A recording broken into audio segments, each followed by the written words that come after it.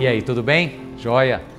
No Evangelho de João, capítulo 2, tem o relato que os outros evangelhos costumam colocar mais para o final.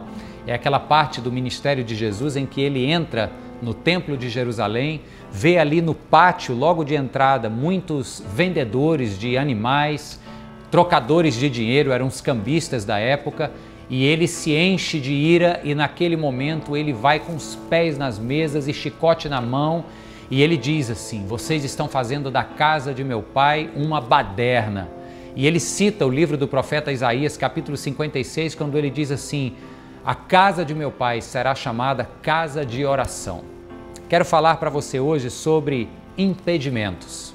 O que é que tem a ver esse texto, esse momento, até um tanto quanto atípico, não é verdade? Porque o Jesus que a gente conhece e lê a respeito é aquele que fala de amar o próximo, de perdoar 70 vezes 7, de virar a outra face quando for levado um tapa, etc. Como é que agora ele vem cheio de ira, metendo o pé nas mesas? Então, esse episódio tem algo muito interessante que eu gostaria de refletir com você. O que acontece é que Jesus percebe que no pátio do templo o pátio do templo estava sendo usado para o comércio. O problema não era o comércio. Os judeus tinham 3 festas por ano que eles eram obrigados a peregrinar para Jerusalém e oferecer sacrifícios de animais.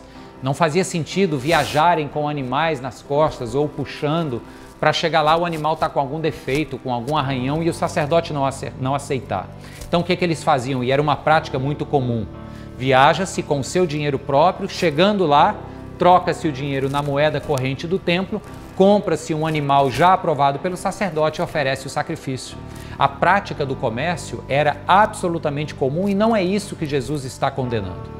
O que deixa Jesus irado é porque eles estavam ocupando o pátio frontal do templo, que era um lugar específico para a adoração dos gentios, ou seja, dos não-judeus. O pátio dos judeus lá mais para dentro, que era separado por um muro, que o apóstolo Paulo chama na carta aos Efésios de muro da inimizade, o pátio dos judeus estava garantido, os judeus estavam adorando. Agora o pátio dos gentios estava uma algazarra e não tinha espaço para aqueles que não eram judeus fazerem o que Deus queria que eles fizessem. O livro do profeta Isaías, que Jesus cita, se você ler desde o início, você vai ver que é um contexto onde Deus está oferecendo salvação para os gentios. Ele está dizendo: aquele estrangeiro, aquele etíope, aquele eunuco que guarda o meu sábado, que teme o meu nome, que segue os meus estatutos, este eu acolherei. Você vai lembrar do livro do profeta Jonas, em que Deus tem um coração inclinado para salvar os que iriam se arrepender na cidade perversa de Nínive. Então nunca foi plano de Deus salvar e alcançar e receber a adoração apenas dos judeus. O templo foi construído com orientação divina para que uma parte do espaço fosse dedicada à adoração dos gentios. Portanto, eis aqui agora o mote.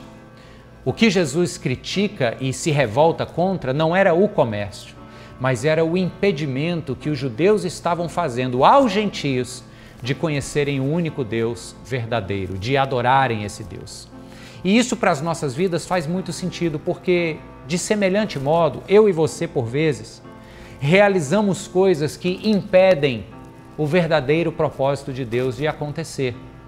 Os judeus estavam querendo vender seus animais e fazer aquela prática num lugar que impedia o propósito de Deus de alcançar o gentio de acontecer, ou pelo menos tentava impedir.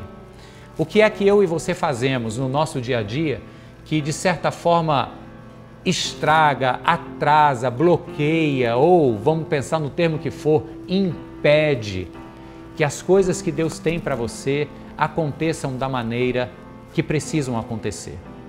Às vezes é um hábito, às vezes é uma insistência em determinada prática, às vezes é o perverso ativismo que te faz desejar que o dia tivesse 25 horas e não tem tempo mais para nada. Pense bem, se eu e você olharmos fundo no nosso coração, encontraremos os impedimentos que, de certa forma, retardam, não impossibilitam, mas retardam, estragam o processo que Deus quer realizar na minha e na sua vida. Reflita sobre isso, abra mão daquilo que você não precisa estar fazendo. Bota um chicote na mão e mete o pé naquelas práticas, naquela procrastinação que você precisa tirar do seu meio para experimentar a boa, perfeita e agradável vontade de Deus. Um bom dia para você, um bom cafezinho e até a próxima.